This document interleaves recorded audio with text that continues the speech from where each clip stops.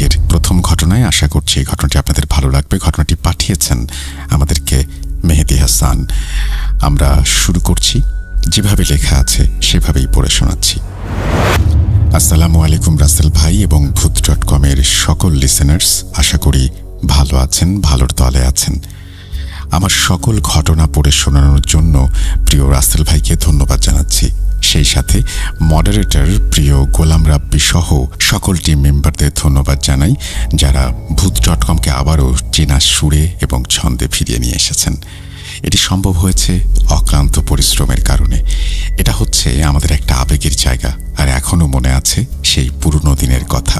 কখনো গরমের দিনে খালি গায়ে উঠোনের একপাশে বসে, কখনো চাদর মুড়ি দিয়ে বসে যেতাম ভূত FM শুনতে।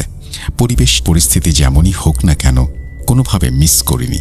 যাই হোক, আমি ভূত.com-এর ও রাসেল ভাইয়ের একনিষ্ঠ ভক্ত এবং একজন নিয়মিত শ্রোতা মোহাম্মদ মেহেদী হাসান লিখছি আমার জেলা নড়াইল থেকে। আপনাদের হয়তো ববি ভাইয়ের কথা মনে আছে, যিনি পশ্চিম আফ্রিকার দেশ নাইজেরিয়ার নাগরিক। ববি ভাই থাকেন আমার পাশে, অর্থাৎ দুবাই শারজাহ বর্ডারের কাছে আল নাহদা 2 এই অঞ্চলে, আর আমি থাকি আল নাহদা অর্থাৎ দুবাই শারজাহ বর্ডারের পাশে আল নাহদা 1। আর আমাদের দুজনের বাসার দূরত্ব বর্ডারের এপার ওপার। ববি ভাইয়ের বয়স এই 60 বা আশেপাশে। বেশ ফ্রেন্ডলি আর হাসি খুশি মানুষ তিনি 25 বছরের মতো বা তারও বেশি সংযুক্ত আরব আমিরাতে আছেন। তিনি এখানে একটি ব্যবসা করেন। ববি ভাইয়ের একটা ঘটনা আছে এই প্ল্যাটফর্মে, যেটির শিরোনাম ছিল আফ্রিকার কালো জাদু।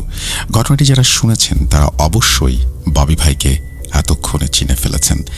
ববি ভাই সম্পর্কে আরও বিস্তারিত আমি জানিয়েছিলাম। যাই হোক, আজকে আমি যে ঘটনাটি শেয়ার করতে যাচ্ছি এটি আমি সংগ্রহ করেছি ববি ভাইয়ের কাছ থেকে। ঘটনাটি পশ্চিম নাইজেরিয়ার কোনো একটি জায়গার।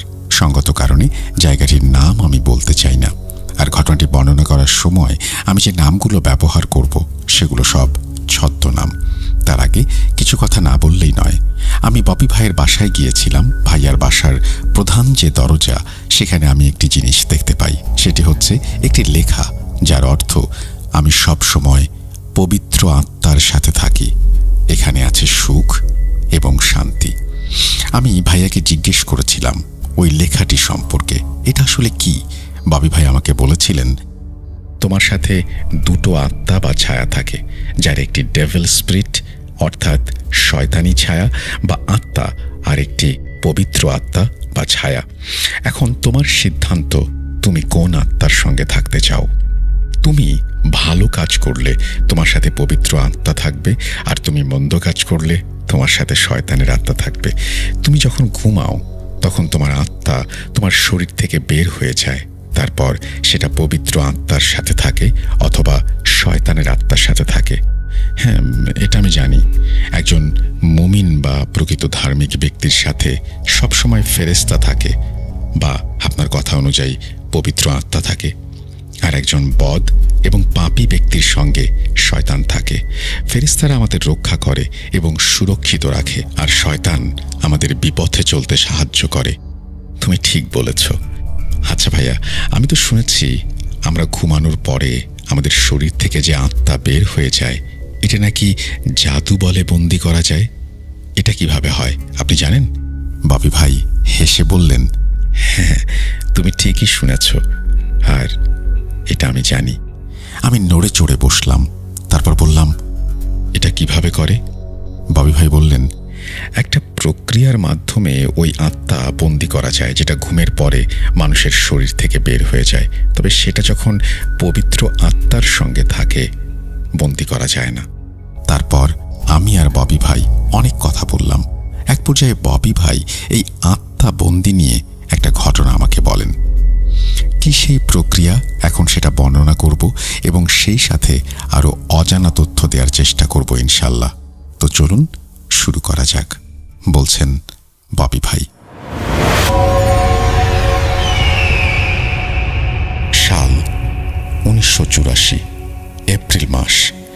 নাইজেরিয়ার জাতীয় সংসদ নির্বাচনের আর মাত্র 2 মাস বাকি। বিভিন্ন পার্টি নির্বাচনে অংশগ্রহণ করে যে যার মতো নির্বাচনের প্রচার প্রচারণা চালিয়ে যাচ্ছেন। তৎকালীন সময়ে ওই অঞ্চলে প্রার্থীদের ভেতরে যিনি জনপ্রিয়তার দিক দিয়ে সবচেয়ে এগিয়ে আছেন তিনি হচ্ছেন আফ্রিকান ডেমোক্র্যাট পার্টির সদস্য মিস্টার অলিভার।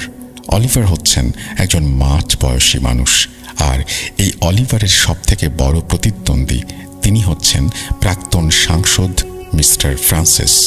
মিস্টার ফ্রান্সিস হচ্ছেন নাইজেরিয়ার ন্যাশনাল পার্টি থেকে দ্বিতীয়বারের মতো নমিনেশন পাওয়া একজন মানুষ। এলাকার মানুষ চাইছে নতুন কোনো প্রতিনিধিকে, সেই জন্য দিনে দিনে জনতা অলিভারের প্রতি নির্ভরশীল হয়ে ওঠে। ধারণা করা হয় এবার ফ্রান্সিস অলিভারের কাছে হেরে যাবেন।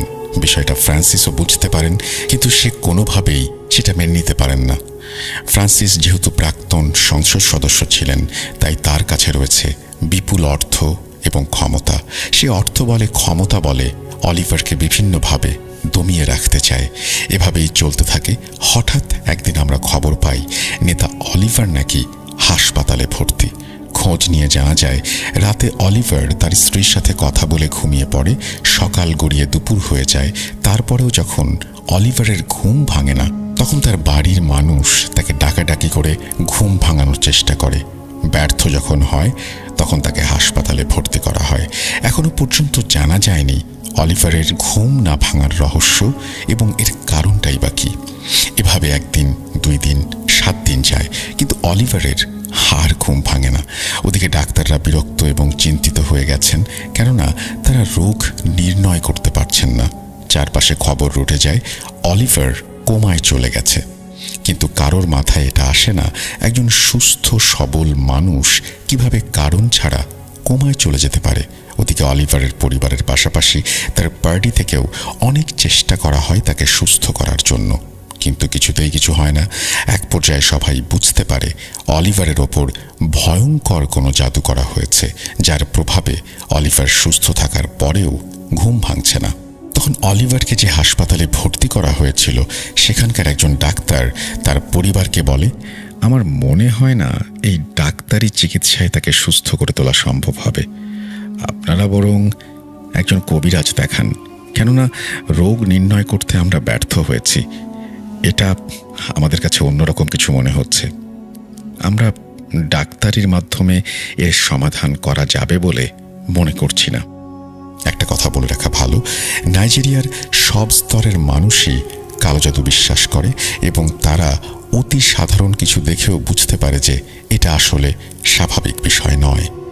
যাই হোক, তারপর ওই ডাক্তার অলিভারের পরিবারকে পরামর্শ দেন যে তাকে যেন বাড়িতে নিয়ে যাওয়া হয় এবং তরল খাবার খাওয়ানো হয় যাতে সে জীবিত থাকে, এবং তাকে একজন ভালো কবিরাজ যেন দেখানো হয়। ডাক্তারের সাথে কথা বলার পর তার কথা মতো অলিভারের পরিবার অলিভারকে বাড়িতে নিয়ে আসেন এবং তরল বা লিকুইড জাতীয় খাবার তাকে খাওয়াতে থাকেন। তারপর তারা একজন ভালো কবিরাজ ডেকে আনেন। কবিরাজকে সবকিছু বলার পরে কবিরাজ বলেন, আচ্ছা, আমি দেখছি কি করা যায়। সেদিন বিকেলে কবিরাজ বসেন আসনে অলিভারের সাথে কি হয়েছে সেটা জানার জন্য। অদ্ভুত ব্যাপার হচ্ছে, কিছুক্ষণের মধ্যে তিনি ঘুমিয়ে যান। ঘুমানোর পর কেটে যায় ঘন্টার পর ঘন্টা। কবিরাজের আর ঘুম ভাঙে না। কবিরাজের সাথে থাকা তার সহকারীরা তাকে জাগানোর চেষ্টা করে, কেননা অনেক সময় অতিবাহিত হয়ে গেছে। কবিরাজ তখনও আসনে বসেছিলেন। এটা বিপদের লক্ষণ, কিন্তু কবিরাজের সহকারীরা তাকে জাগাতে ব্যর্থ হয়। আশ্চর্যজনকভাবে তখন ওই কবিরাজ কোমায় চলে যায়। এটা কি হলো? অলিভারকে সুস্থ করতে এসে এখন কবিরাজ নিজেই কোমায় চলে গেলেন।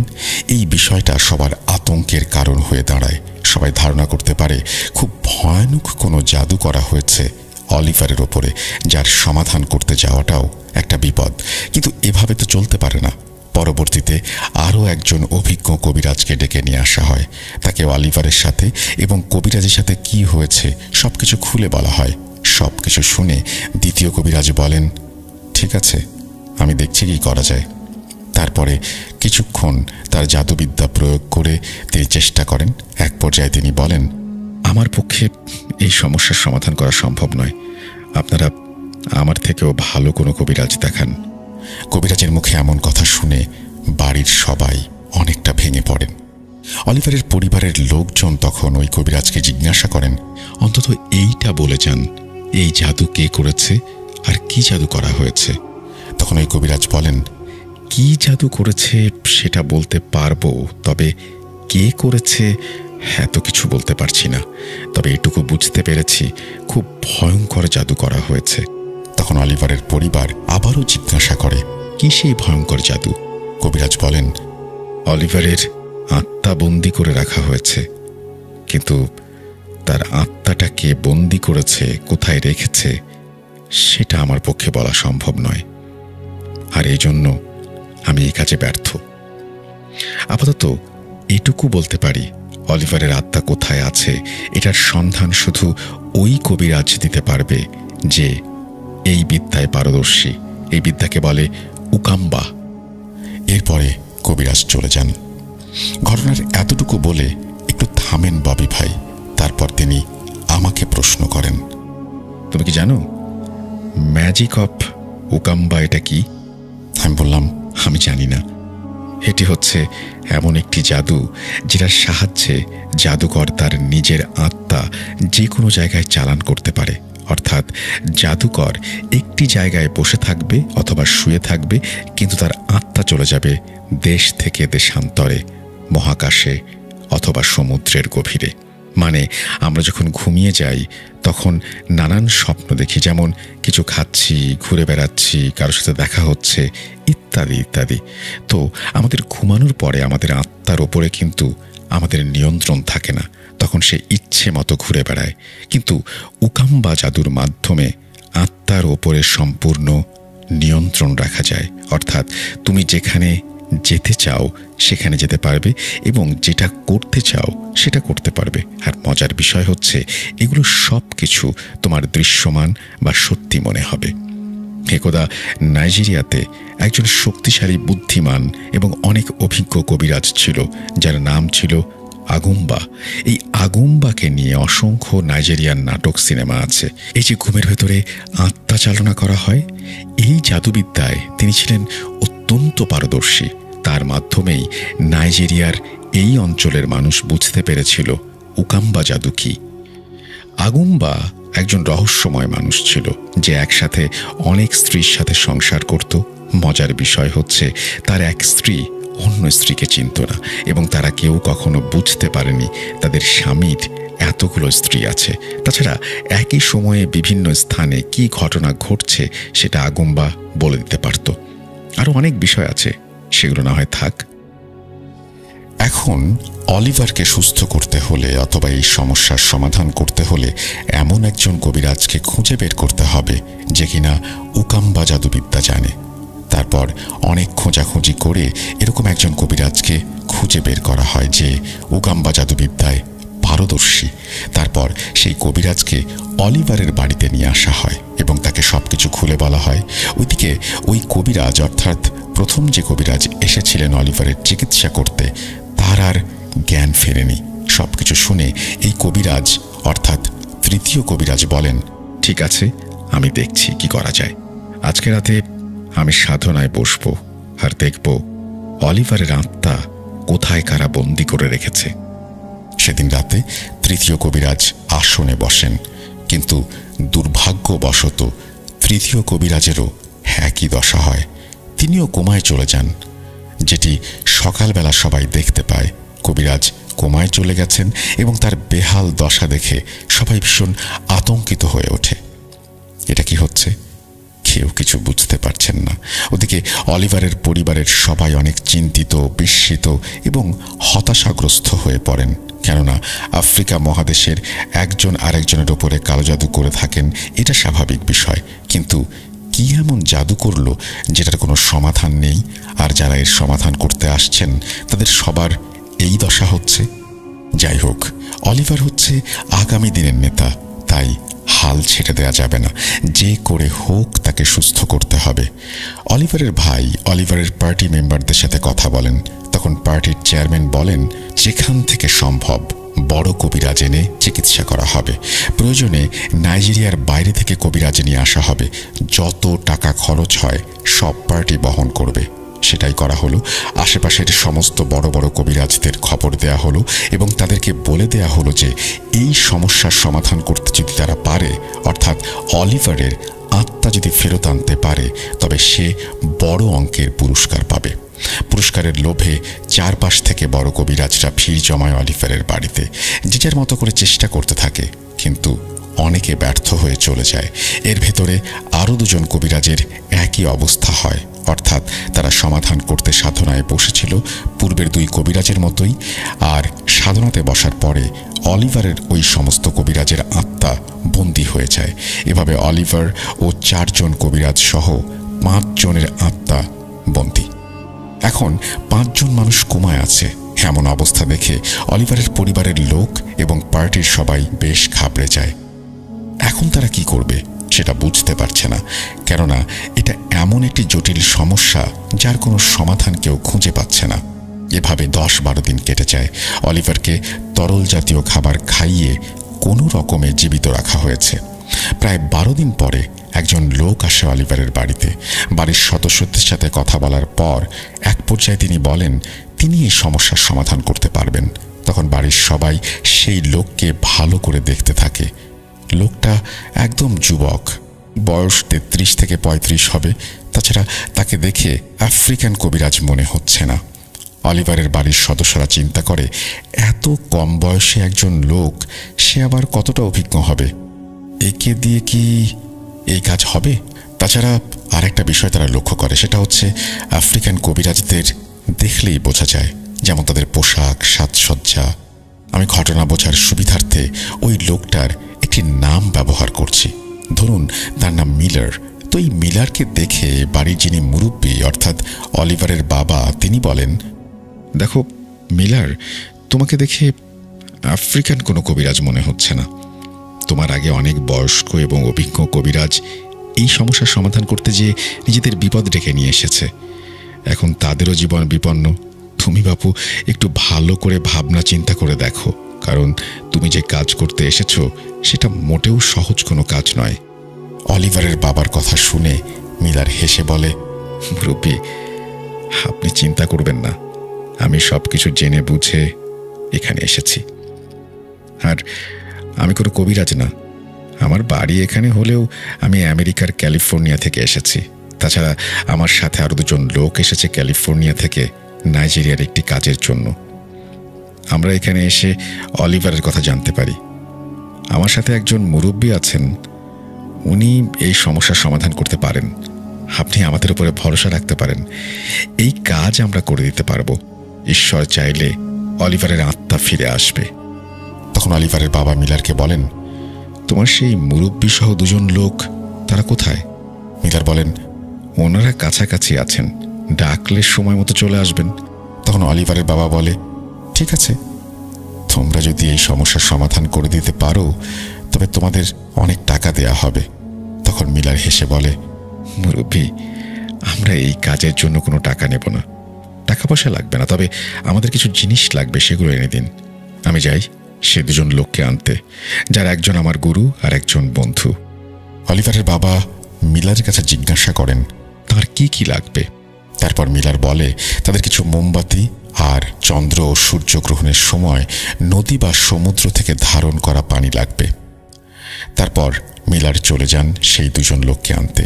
বলে রাখা ভালো, আফ্রিকার অনেক কবিরাজ ও অনেকে এই চন্দ্র ও সূর্যগ্রহণের সময় নদী বা সমুদ্র থেকে পানি সংগ্রহ করে রাখেন। এই পানি দিয়ে পরবর্তীতে তারা কবিরাজি করে থাকেন, অনেকে বিক্রিও করেন এই পানি। আপনি হয়তো জানেন, আফ্রিকাতে কালো জাদু করার প্রায় সব উপকরণ ক্রয় বিক্রয় করার বাজার রয়েছে, আর টোগোতে রয়েছে এর সবচেয়ে বড় বাজার।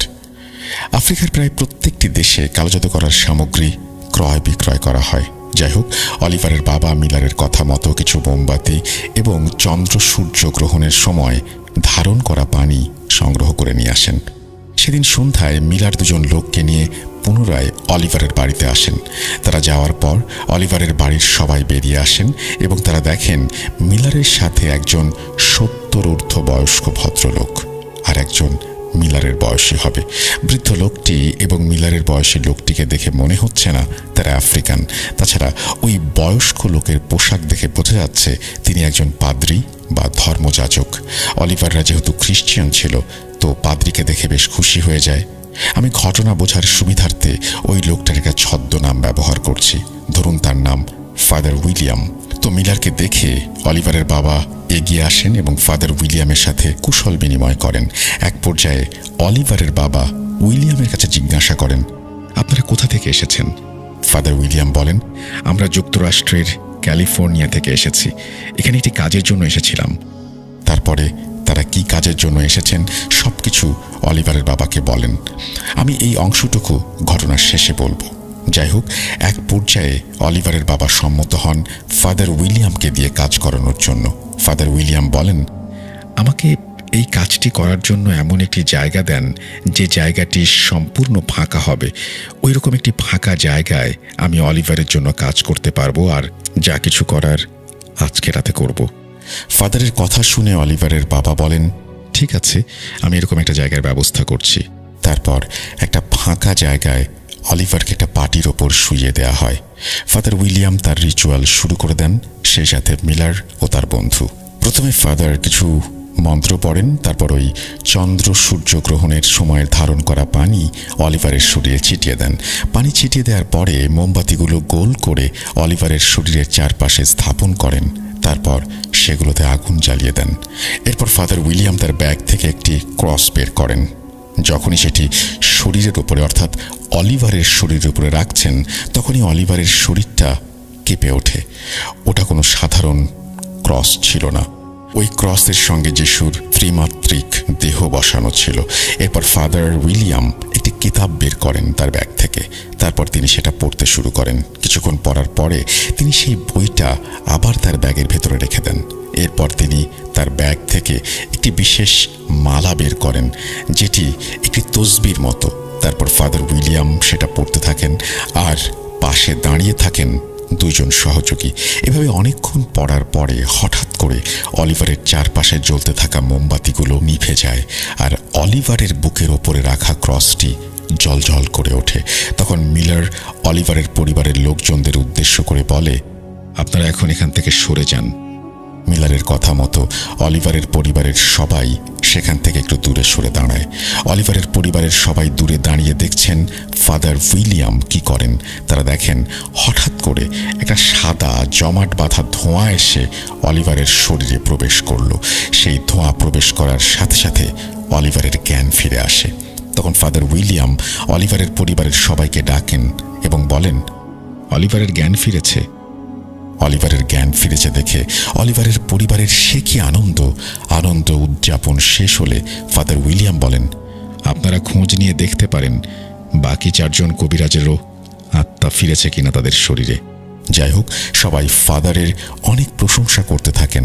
তারপর সবাই ফাদারকে জিজ্ঞাসা করেন, আপনি কিভাবে অলিভারের আত্মা ফেরালেন?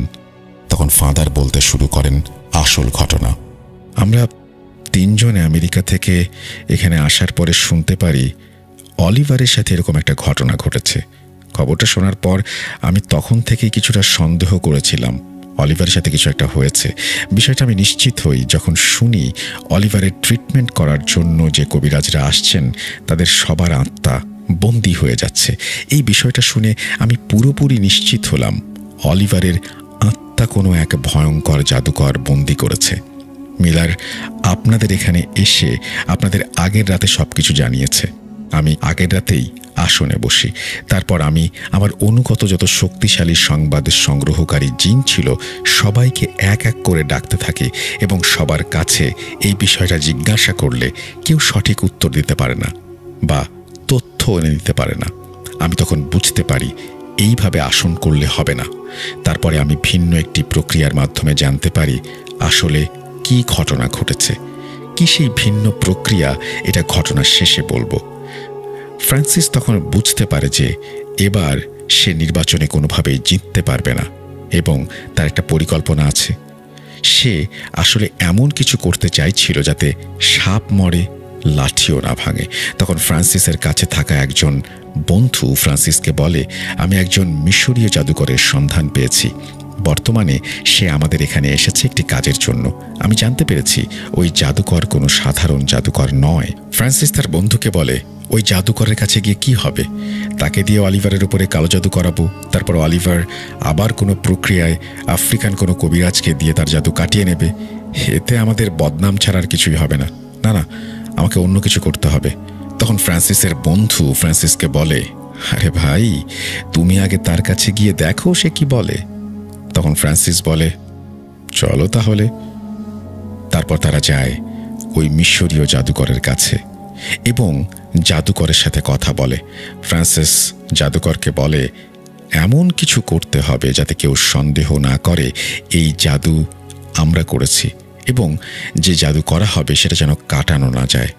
তারপর মিশরের ওই জাদুকর কিছুক্ষণ চিন্তা করে বলে, ঠিক আছে, আমি অলিভারের আত্মা বন্দি করে রাখব, যার ফলে সে কোমায় থাকবে আর তার শ্বাস প্রশ্বাস চললেও জ্ঞান ফিরবে না। সবাই মনে করবে অলিভার অসুস্থ হয়ে কোমায় চলে গেছে। আর আমার এই জাদু কাটানোর মতো ক্ষমতা এই পৃথিবীতে খুব কম মানুষেরই আছে। এটা প্রায় অসম্ভব। এতে করে সাপও মরবে, লাঠিও ভাঙবে না। তখন ফ্রান্সিস মিশরীয় ওই জাদুকরের প্রস্তাবে রাজি হয়ে যায়। তারপর মোটা টাকার বিনিময়ে মিশরীয় ওই জাদুকর অলিভারের আত্মা বন্দি করে ফেলে। অলিভারের আত্মা বন্দি করে রাখা হয়েছিল সমুদ্রের তলদেশে, আর আত্মা বন্দি করেছিল সমুদ্রের বাদশাহ, দ্য কিং অফ ওশান খ্যাত হুরা। এইটুকু বলেই তিনি এই ঘটনার প্রথম পর্ব শেষ করেছেন। আমি দুঃখিত, এই ঘটনাটি আমি একসাথে দিতে চাইলেও প্রচুর ব্যস্ততার কারণে সময় বের করতে পারিনি। আমার এই ব্যর্থতা আপনারা ক্ষমা সুন্দর দৃষ্টিতে দেখবেন। ঘটনাটি ভালো লাগলে পড়ে শোনানোর অনুরোধ রইল। ভূত.com দীর্ঘজীবী হোক। আল্লাহ হাফিজ। এই বলে তিনি তার ঘটনা শেষ করেছেন। আপনারা সবাই জানেন মেহেদী হাসান থাকেন মিডল ইস্টে, এবং তিনি তার একটা পারিবারিক অনুষ্ঠানে যোগ দিতেই বাংলাদেশে এসেছিলেন, এবং তখনই খুব অল্প সময়ের মধ্যে তিনি এই ঘটনাটি আমাদের লিখে পাঠিয়েছেন। এই ঘটনাটি অংশ বিশেষ হলেও এখনো পর্যন্ত যে জায়গায় এসে আমরা থেমেছি, আমরা অন্তত বুঝতে পেরেছি যে কি ঘটনা ঘটেছিল। আত্মা ফেরানো, সেই জাদুর ব্যাপারটা বা আত্মা বন্দি করার যে জাদু, সেই জাদুটা কি এবং তার কি হয়েছিল আসলে, এবং সে এখন সুস্থ। সুতরাং প্রথম পর্বে মোটামুটি একটা সমাধান কিন্তু এসেই গেছে। সুতরাং এই গল্পের বাকি অংশে কি আছে সেটা জন্য আমাদের অপেক্ষা করতে হবে।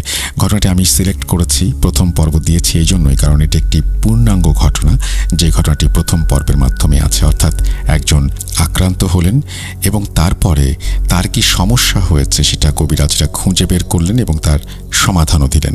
ঘটনা কিন্তু শেষ। আমি জানি না, আমি নিজেও জানি না, সাধারণত ঘটনাগুলো এরকমই হয়। এখানে যদি তিনি বলতেন তারপর থেকে অলিভার ধীরে ধীরে সুস্থ হয়ে উঠল এবং সে নির্বাচনে অংশগ্রহণ করলো, ঘটনাটা কিন্তু এখানে ফুরিয়ে যেত। ঘটনাতে এমন কি আছে যার জন্য দ্বিতীয় পর্বের দরকার হচ্ছে? আমি জানি না। সেটার জন্য আপনাদের মতো আমাকেও অপেক্ষা করতে হবে। এই ঘটনাটি আমি সিলেক্ট করতাম না যদি এই ঘটনাটি একটি পূর্ণাঙ্গ ঘটনা না হতো, কারণ আমি আপনাদেরকে দীর্ঘ সময় পর্যন্ত অপেক্ষায় রাখতে চাই না।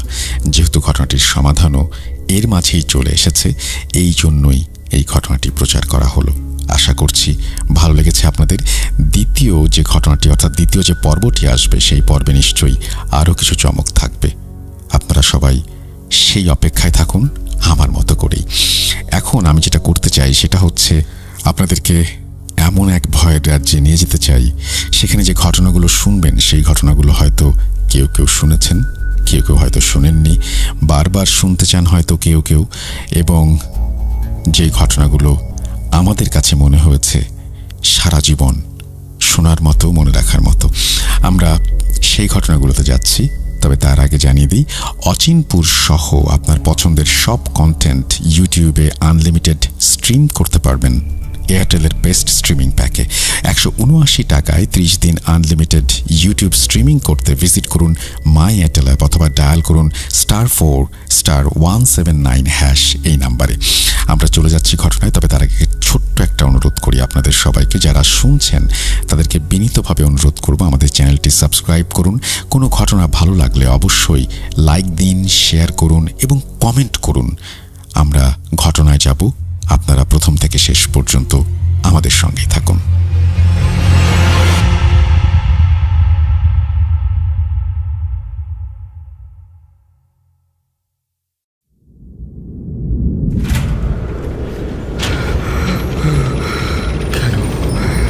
কেন তুমি আসো? আমি শুধু তোমার সাথেই থাকতে চাই। কিভাবে সম্ভব? মৃতদের এই পৃথিবীতে থাকতে নেই। তুমি তুমি চলে যাও, চলে যাও, প্লিজ চলে যাও। সবটাই কি ইলুশন, নাকি অন্য জগতের কেউ কখনো হাজির হয়ে যায় চোখের পলকে? ভূত.com with রাসেল। Welcome back. আপনাদের সবাইকে স্বাগত জানাচ্ছি আমি রাসেল। আশা করছি আপনারা সবাই ভালো আছেন আর ভালোর দলে আছেন। আমিও ভালো আছি, ভালোর দলে আছি। আপনাদের সবার নিশ্চয়ই মনে আছে আত্মাবন্দি জাদুর কথা।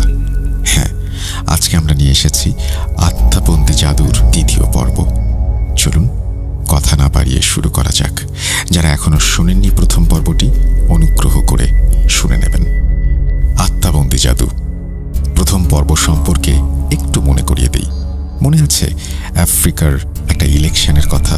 সেখানে একজন ক্যান্ডিডেট যাকে সবাই চান কিন্তু প্রতিপক্ষ চান না, এবং তাকেই এই আত্মাবন্দি জাদু করে হকেজো করে দেয়া হয়। এবং তাকে সাহায্য করতে যে সমস্ত কবিরাজটা চান তারাও একে একে অসুস্থ হয়ে পড়েন, তাদেরও আত্মা বন্দী হয়ে যায়।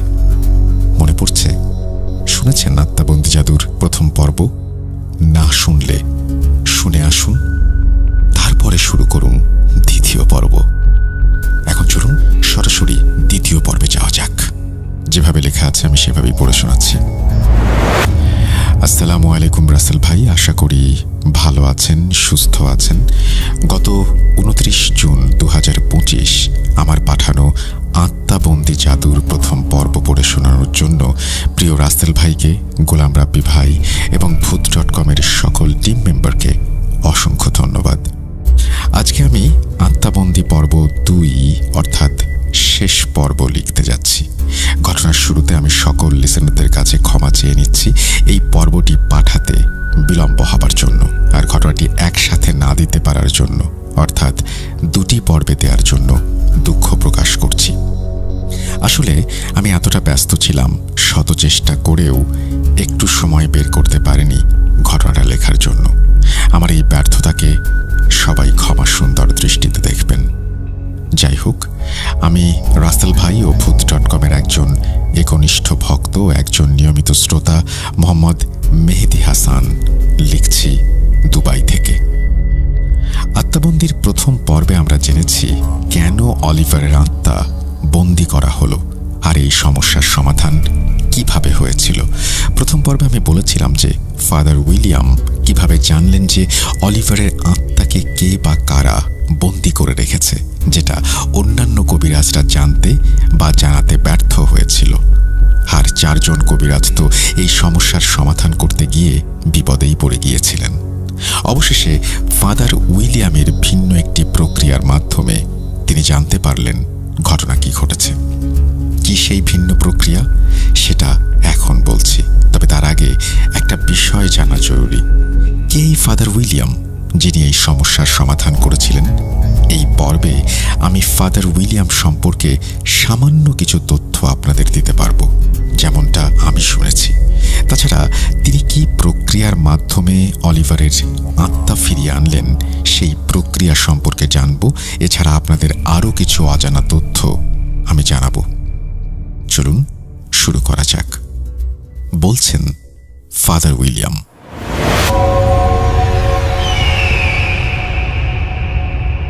আমি বিগত 22 বছর ধরে একটা সাধনা করছি, আর একটা অন্যরকম জাদুর চর্চা করে যাচ্ছি।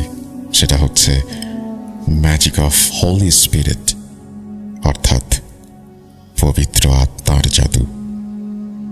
ঘটনা বর্ণনাকারী ববি ভাইকে আমি থামিয়ে দিলাম। আমি বললাম, এটা হয় নাকি? পবিত্র আত্মার ওপরে বা তাকে দিয়ে জাদু করানো কিভাবে সম্ভব? আমার জানা মতে পবিত্র আত্মা বলতে একজন শক্তিশালী ফেরেশতা, যিনি সৃষ্টিকর্তার অনেক নিকটস্থ। এমন একজন ফেরেশতাকে দিয়ে আবার জাদু হয় নাকি? আমার কথা শুনে ববি ভাই হেসে বললেন, আগে শোনো আমার কথা। পুত্র ঈশ্বর অর্থাৎ যিশু প্রতিজ্ঞা করেছিলেন তিনি মানুষের সুরক্ষার জন্য পবিত্র আত্মাকে পাঠাবেন মানুষের কাছে। বাইবেলে পবিত্র আত্মাকে হি সম্বোধন করা হয়েছে। সেখানে তাকে একজন ব্যক্তি বলা হয়েছে।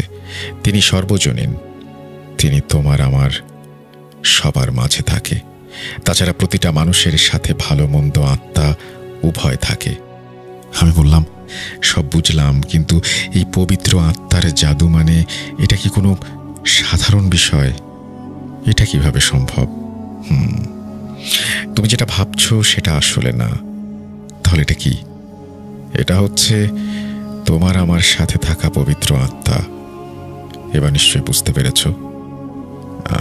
হ্যাঁ, এবার বুঝতে পেরেছি। যাই হোক, ফাদার বলছেন, আমার দাদা ছিলেন ক্যালিফোর্নিয়ার একজন নামকরা গির্জার প্রধান পাদ্রী। আমার মা বাবা দুজনে মারা গেছেন আমি যখন অনেক ছোট। তারপর থেকে আমি বড় হয়েছি দাদার কাছে। পড়াশোনার পাশাপাশি নিয়মিত গির্জায় যেতাম। দাদার কাছ থেকে আমি অনেক কিছু শিখেছি, এই যেমন ধর্মীয় রীতিনীতি, এক্সারসিজম ইত্যাদি। ছোটবেলা থেকেই আমি আমার দাদাকে অনেক ভালোবাসি। আমি বুঝতে শেখার পর থেকে একটা বিষয় লক্ষ্য করি, সেটি হচ্ছে আমার দাদা দীর্ঘদিন ধরে একটি সাধনা করে যাচ্ছেন। সাধনাটিও হচ্ছে পবিত্র আত্মার দর্শন পাওয়া ও পবিত্র আত্মার মাধ্যমে কাজ করা, যেটা প্রায় অসম্ভব। তবু আমার দাদা এই চর্চা নিয়মিত করে যাচ্ছেন। একটা সময় আমার দাদা বুঝতে পারেন যে তার অনেক বয়স হয়ে গেছে, আর তার সাথে যে স্বপ্ন আছে অর্থাৎ ম্যাজিক অফ হোলি স্পিরিট, সেটা এই বয়সে এসে আর সম্পন্ন করা সম্ভব না।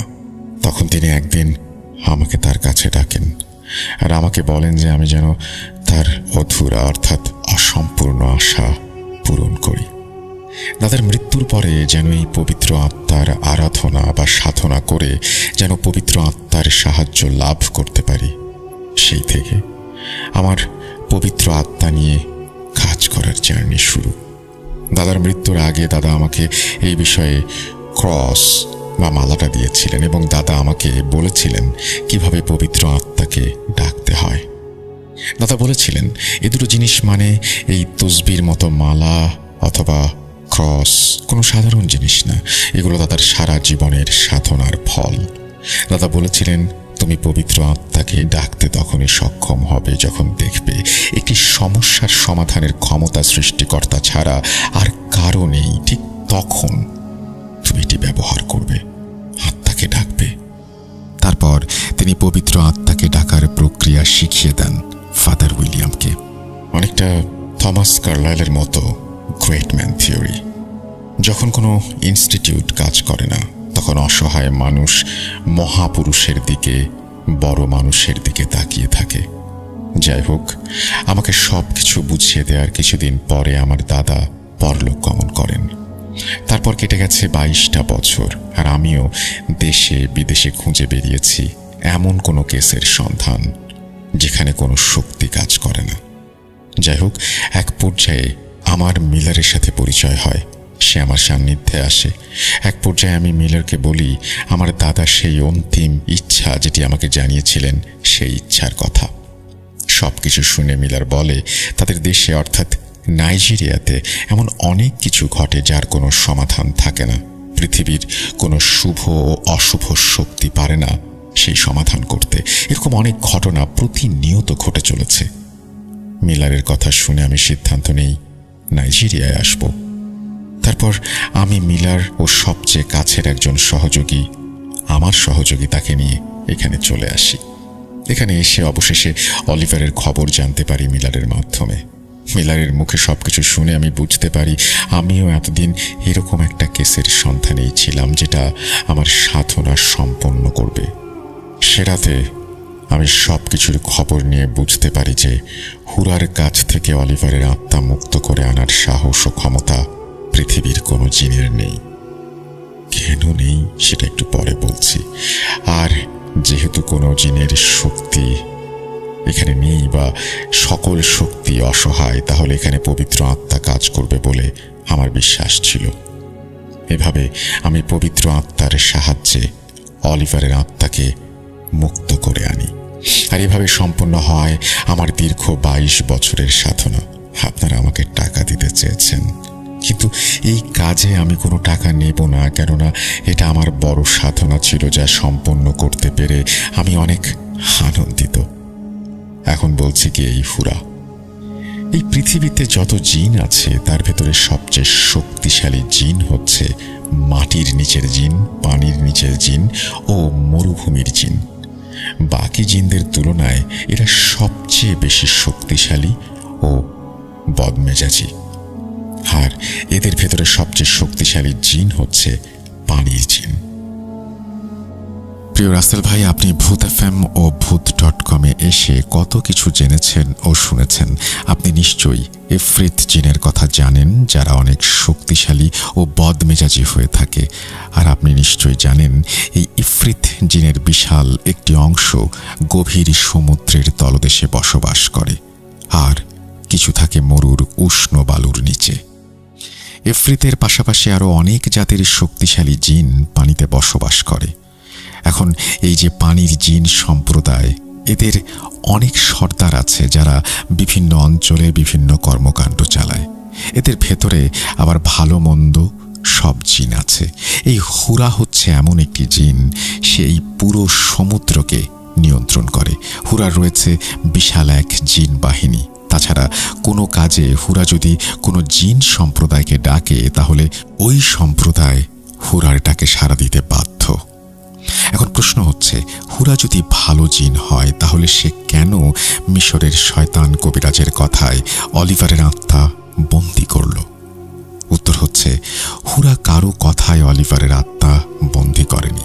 এখানে এমন একটা ব্যাপার ঘটে গেছে যার ফলে অলিভার নিজে বন্দী হয়ে গেছে হুরার জালে। কিভাবে সেটা বলছি। আত্মা বন্দী করা অত্যন্ত দুরূহ একটি কাজ। পৃথিবীর যত শক্তিশালী জিনই হোক না কেন, কারো আত্মা বন্দী করার ক্ষমতা কোনো জিনের থাকে না যদি ওই আত্মা তার পূর্ণ শক্তি নিয়ে চলাফেরা করে। কোনো একটা আত্মা যখন পানির ভেতরে প্রবেশ করে, শুধু তখন সেই আত্মাকে বন্দী করা সম্ভব হয়। বিষয়টা আরেকটু পরিষ্কার করি। আমি আগের পর্বে বলেছি আমাদের সাথে দুটো আত্মা থাকে, একটা শয়তানের আর একটা পবিত্র আত্মা। এখন আমরা যখন ঘুমিয়ে যাই তখন আমাদের শরীর থেকে আত্মা বের হয়ে যায়। একজন মুসলিম হয়ে আমি সেটাই বিশ্বাস করতে বাধ্য। এটা পরিষ্কার যে মানুষ ঘুমালে তার আত্মা শরীর থেকে বের হয়ে যায়। ববি ভাই বলছেন, অপবিত্র অবস্থায় ঘুমানোর পরে আত্মা শয়তানের সাথে থাকে, তখন ওই অপবিত্র আত্মা শয়তানের নিয়ন্ত্রণে থাকে। এই ঘটনা হয়তো অনেকে শুনেছেন, তারপরেও বলছি। একদা এক ব্যক্তি ঘুমিয়েছিলেন। ঘুমানোর অনেকক্ষণ অতিবাহিত হয়ে যাওয়ার পরেও ওই লোকটির আর ঘুম ভাঙছে না দেখে তার পরিবারের লোকেরা অনেক চিন্তিত হয়ে পড়েন। তারা অনেক চেষ্টা করেন লোকটির ঘুম ভাঙাতে। এক পর্যায়ে ওই বাড়ির লোকেরা ঘরের একটি কোণে একটি পানির কলস দেখতে পান, যেটা ঢাকনা দিয়ে ঢাকা ছিল। একজন যায় সেই কলস থেকে পানি আনতে। উদ্দেশ্য ওই কলস থেকে পানি নিয়ে ঘুমিয়ে থাকা ব্যক্তির চোখে মুখে ছিটিয়ে দেবে। যখনই সেই কলসের ঢাকনা খুলে পানি নিতে যাবেন, তখনই ওই ঘুমিয়ে থাকা ব্যক্তির ঘুম ভেঙে যায়। তারপর জানা যায় ওই ব্যক্তির আত্মা ওই কলসের ভেতরে আটকা পড়ে গিয়েছিল বলে তার ঘুম ভাঙছিল না।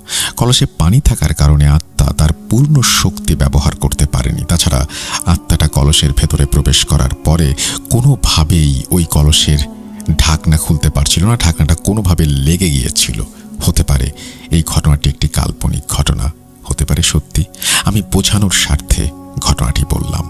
যাই হোক, আপনারা একটা জিনিস খেয়াল করবেন, সেটা হচ্ছে আমরা কিছু স্বপ্ন দেখার সময় কষ্ট অনুভব করি, আমরা যখন স্বপ্ন দেখি আমরা পানিতে পড়ে গেছি, বিশেষত তখন আরেকটা জিনিস, সেটা হচ্ছে স্বপ্নে পানির ভেতরে থাকাকালীন দ্রুত চলাফেরা করা সম্ভব না। তাছাড়া আমরা যখন স্বপ্নে দেখি আমাদের কোনো কিছু তাড়া করছে, হোক সেটা পানিতে অথবা ডাঙায়, তখন আমরা দ্রুত পালাতে পারি না। তার কারণ হচ্ছে আমাদের যে শক্তি তাড়া করছে তার শক্তির প্রভাবে আমরা অনেক দুর্বল হয়ে পড়ি। দুর্বল হলেও আত্মা বন্দী করার ক্ষমতা তাদের থাকে না, শুধুমাত্র পানিতে ছাড়া। এই যে স্বপ্নে তাড়া খাওয়ার বিষয়, এটা হয়ে থাকে তখন যখন কোনো আত্মা কোনো একটা প্রবেশ নিষিদ্ধ জায়গায় প্রবেশ করে ফেলে। তেমনি সমুদ্র সম্রাট হুরার এলাকা হচ্ছে একটা নিষিদ্ধ এলাকা, যেখানে হুরার অনুমতি ছাড়া কোনো জিন বা আত্মার প্রবেশ সম্পূর্ণভাবে নিষিদ্ধ।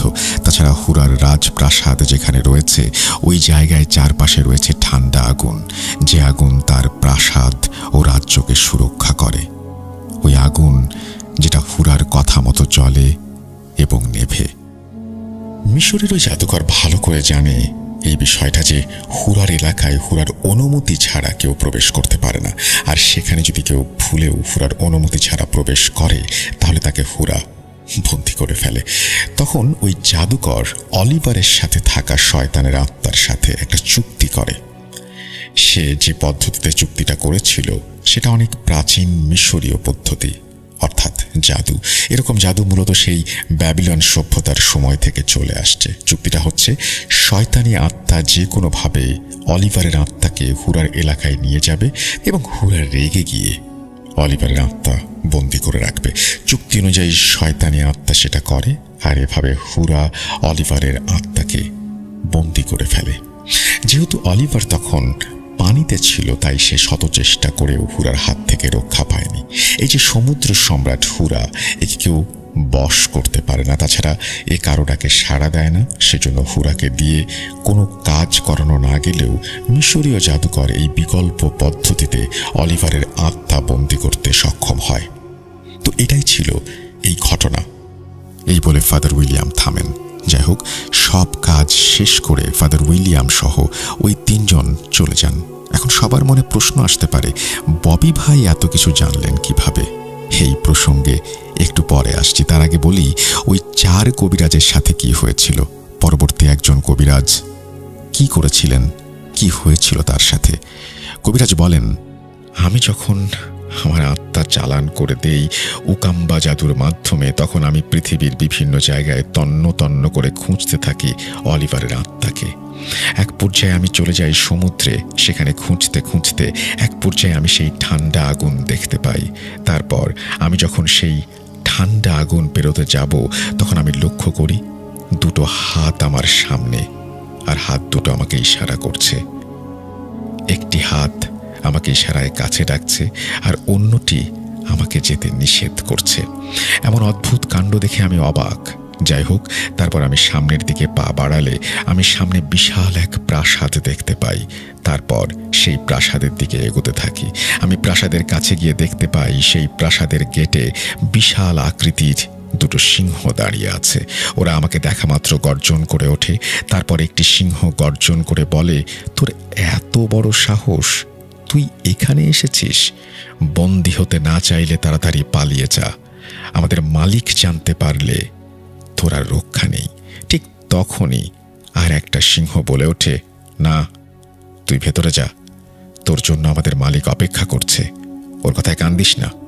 দুজনের 2 কথা শুনে আমি একটু দ্বিধায় পড়ে যাই, ভেতরে যাব নাকি যাব না তখনও ভাবছি। অবশেষে আমি সিদ্ধান্ত নেই, যেহেতু এত দূরে এসে গেছি, যে দেখি ভেতরে কি আছে। তার আগে আমি ওই 2 সিংহকে সবকিছু খুলে বলি আমার এখানে আসার কারণ, আর বলি, তোমরা কি বলতে পারো অলিভারের আত্মা কোথায় আছে?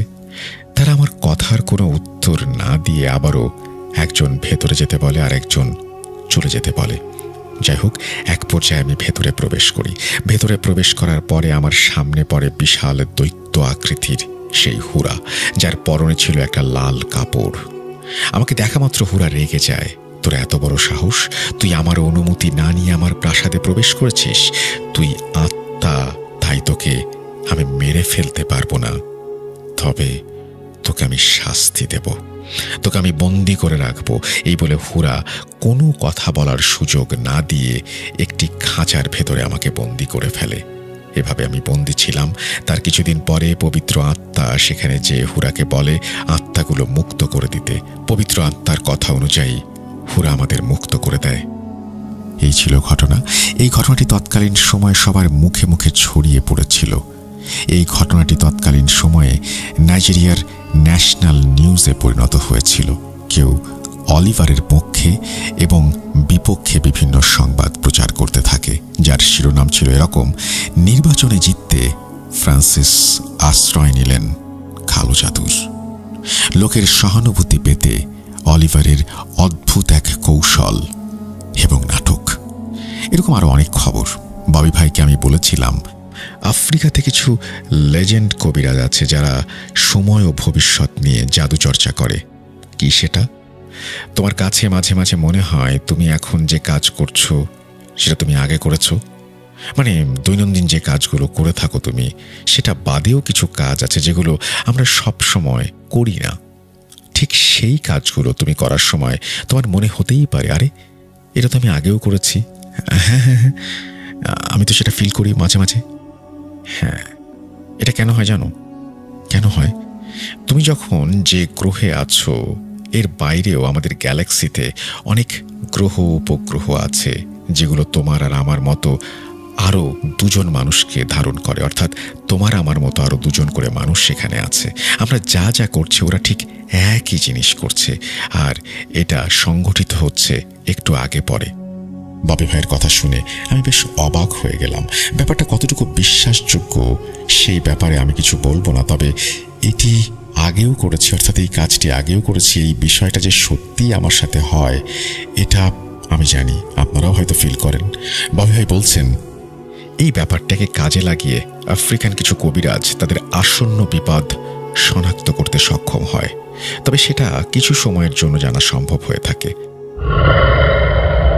আবারও ক্ষমা চেয়ে নিচ্ছি প্রিয় লিসনারদের কাছ থেকে ঘটনা পাঠাতে বিলম্ব করার জন্য। আমি কথা দিচ্ছি এরপর থেকে ঘটনা যত বড় হোক না কেন একটি ইমেলেই কভার করব। গত পবিত্র ঈদ উল ফিতরের যে এপিসোডগুলো ছিল সেটা শুরু হয়েছিল আমার পাঠানো বাগলার দাদুর ঘটনা দিয়ে। এবারে ঈদে আপনাদের সাথে ঘটনা নিয়ে না থাকতে পারার জন্য দুঃখ প্রকাশ করছি। এবার ঈদের ওই সময়টা আমি বাড়িতে ছিলাম, অর্থাৎ দেশে ছিলাম, আর অনেক ব্যস্ত ছিলাম, সেই কারণে একেবারেই সময় বের করতে পারিনি। আমি গ্রুপে পোস্ট করেছিলাম যে লিসনারদের কার ঘটনা শুনতে ইচ্ছে করে। সেখানে প্রায় সবাই বাগলার দাদুর ঘটনা শুনতে চেয়েছেন। সামনে বাগলার দাদুর একটা দুর্দান্ত ঘটনা নিয়ে হাজির হব ইনশাল্লাহ। এবার বাগলার দাদু, গুরুজি, লালা দাদু সবাই থাকবেন। ঘটনাটি ভালো লাগলে পড়ে শোনানোর অনুরোধ রইল। অনাকাঙ্ক্ষিত বানান, ভুল এবং অন্যান্য ত্রুটির জন্য ক্ষমা চেয়ে নিচ্ছি। আমার জন্য দোয়া করবেন, আপনাদের সবার জন্য দোয়া রইল। ও হ্যাঁ, আমি যখন এই দ্বিতীয় পর্বটি লিখছিলাম তখন কিন্তু আমার হাতে ভূত.com-এর চা ছিল। চা এবং উপহারের জন্য ধন্যবাদ প্রিয় ভূত.com টিমকে। ভূত.com দীর্ঘজীবী হোক। এমডি মেহেদী হাসান, দুবাই, ইউএই। এই বলে মেহেদী হাসান তার ঘটনা শেষ করেছেন। আবারও বলছি, আপনারা যারা প্রথম পর্ব শোনেননি তারা প্রথম পর্বটি শুনে নিতে পারেন। দুটি পর্ব যদি একসঙ্গে শোনেন তাহলে হয়তো আপনাদের এই ঘটনাটি বুঝতে আরও সুবিধা হবে।